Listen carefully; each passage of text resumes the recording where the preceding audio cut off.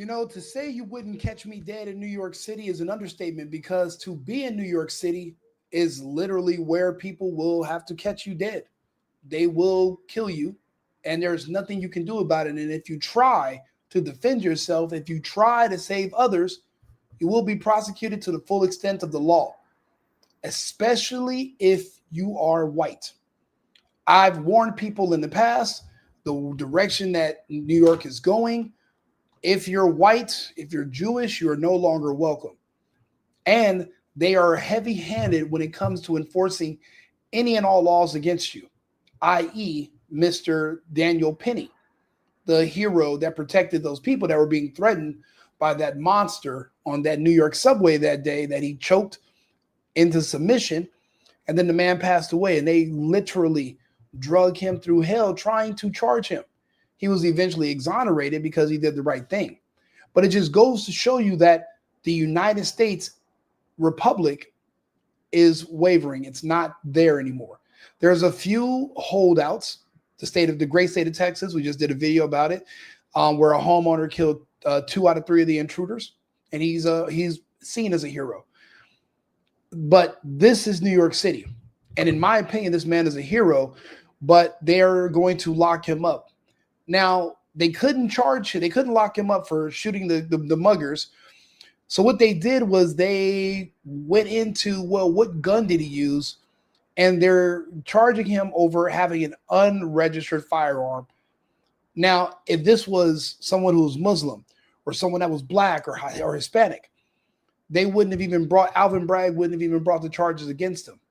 But remember, this is a very highly racist administration being ran in New York, where they hate white people. They blame them for all their problems. And that sentiment is spreading amongst these communist cutouts that we're seeing in the United States. And people don't seem to realize where they are. I keep telling people you got to be mindful about who you are, where you are, and where you choose to live, because that can determine your future. The United States is not 50 states that are the same. Each state is pretty much its own separate country. And in this particular country, in this state, if you're in New York City and you're white, they don't want you there anymore. So they're going to do what they can to scare you out. I'll let you guys listen to the story. How did you feel about the outcome of today's court appearance? Well, we don't like it. I think that if this was a state and a city that had its affairs in order, Mr. Foehner would be getting a plaque, not a prison sentence. So it is it's bittersweet, but ultimately these were possessory-based offenses. They're generally the type of charges that are not difficult for prosecutors to prove from a strict element standpoint. In light of the fact that Mr. Foehner was charged with serious violent felonies, I think inappropriately, he had a decision to make. So he's facing 15 years, correct? Well, he's facing 15 years. I mean, one thing I will certainly applaud the Queen's Attorney's Office and Melinda Katz with is that they did not prosecute Mr. Foehner for any murder or any homicide-related offenses, which he could have been facing a life sentence. So ultimately, the sentence is a lot better than what it might otherwise be, and that's part of the reason we motivated the plea.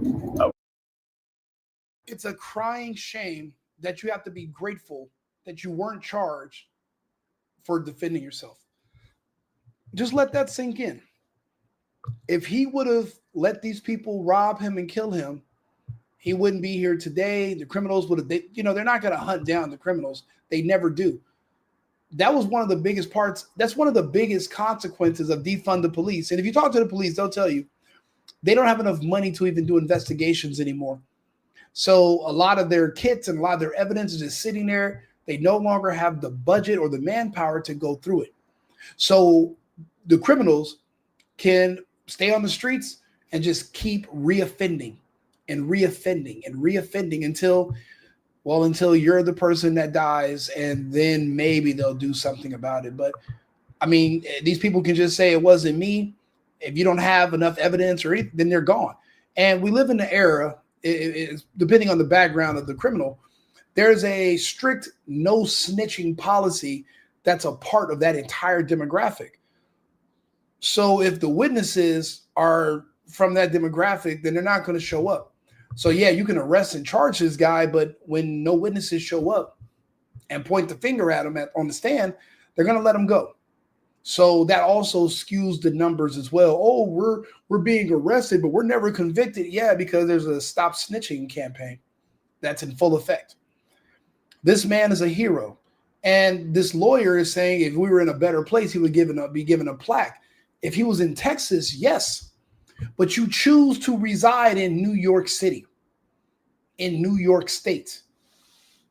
You have to be mindful of who you are, where you are, and where you decide to live. You cannot defend yourselves in these cities. You're just going to be a victim.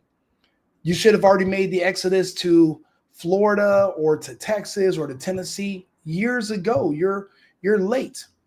You know, some people think that, oh, I'm just going to bury my head in the sand and everything can just blow by. And then one day it blows you away. Now this man is possibly facing 15 years. He's already 67 years old. So that would ultimately be a life sentence for him. He would die in jail just because he didn't want to die on a sidewalk when muggers were going to kill him after they robbed him. You know, it's a shame the situation they put you in, but they don't have any love for anyone that's white. They call any straight white male a fascist. If you ask them, what's your definition of a fascist? They're going to say a straight white male or a straight white male in a uniform. That's their enemy because historically, that's what the police have been. These people are criminals. So they're naturally going to hate police.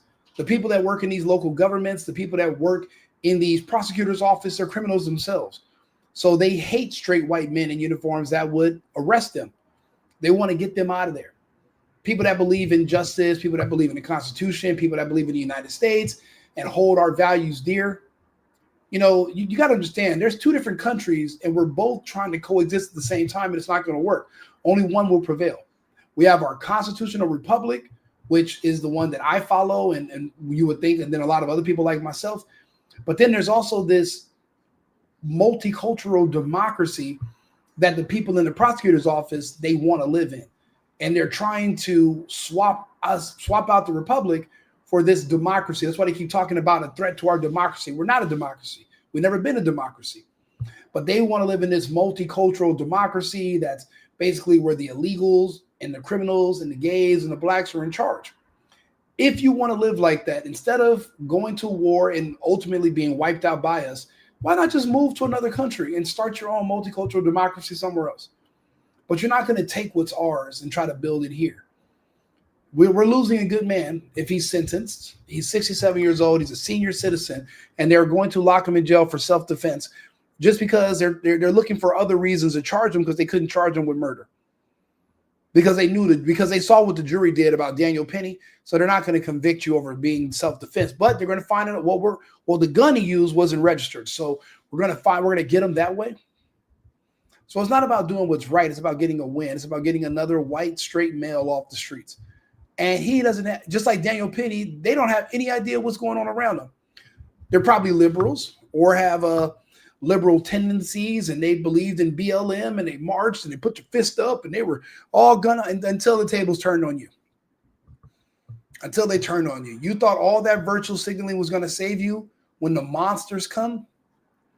When the monsters want your head on the stick, you thought all that virtual signaling was going to save you? What a joke. You know, and his attorney is disappointed, but I mean, there's like, well, at least we didn't get charged with murder. You shouldn't have been charged with murder in the first place. You were defending yourself from robbers, and it's verified these were criminals robbing people. And they were going to, it's a 50-50 chance they're probably going to kill them too. And then where are the police going to be? Where are the detectives? There won't be any detectives. Nobody's going to get arrested. They're not going to hunt them down and be sleuths. Ice-T from New York, SVU's not going to show up and look at a strand of hair and say, oh, wow, this belongs to this guy. They're going to go do his fingerprints. And all. It's not how it works in real life. It's not how it goes. You just be another victim. Get the fuck out of New York. I don't care. I don't like New York. I'm not going there. I don't care. Fuck the Wu-Tang, Nas, fuck Jay-Z. Fuck the Empire State Building. let that place go. Well, the day after tomorrow wants to just wipe it off with a wave. Let it go. Because it's a corrupt place anyway. Now it's being taken over by Mamdani, who wants to get rid of even more police. Now, don't get me wrong. There are some benefits. You know, marriage rates are going to go up in New York because women are going to start getting their asses kicked more. And they're going to need a husband for protection because there's no more police.